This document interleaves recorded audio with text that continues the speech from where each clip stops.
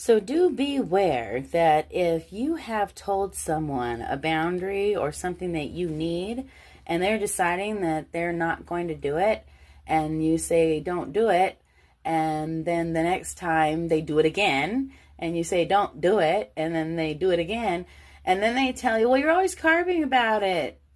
Yeah, because you're always violating it. You see, that's the thing.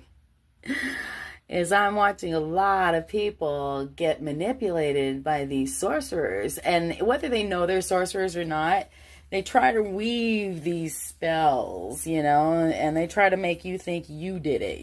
These are narcissistic people, if not all out narcissists.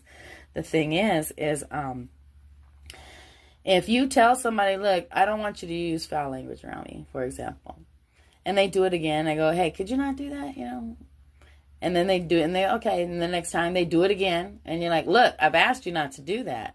And they're like, well, you're always telling me not to do it. Yeah, why am I always having to say that? Why should I ever have to repeat myself once you know what my desire is? Because if you're not going to respect my boundary, then we need to not be around each other. Do not get caught up in it, ladies and gentlemen. When you have someone that you've told them, look, I don't want you looking at my cell phone, or I don't want you. Now, the cell phone thing, that's shady in the first place, okay? Because if my boyfriend, he can pick up my phone anytime, no problem, But what I'm trying to say is if you set a boundary, like don't talk to my relatives, for example, and they go and do it anyway, that person has crossed a boundary, you see? And so, I think it's very important that people take into consideration that the wicked are given to manipulation. And what is manipulation?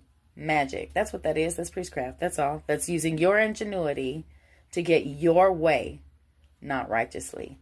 And so don't let them fool you into the idea that because you repeated what you said, that their repeated offense somehow should go unnoticed. That's bullcrap, okay? They don't want you to talk about it again. You don't want them to do it again. And if they can't figure that out, then they're too stupid anyway. Why do you want somebody around that's so retarded? Somebody that's that dumb, that backward, that selfish, that rude, that they just can't be civilized. They can't have couth. This person doesn't know how to grow. So yeah, once you've given them a boundary and they repeat the offense, and after a couple of times of being reminded, they make you the villain, make them kick rocks. Thank you, Birdie, because they're not.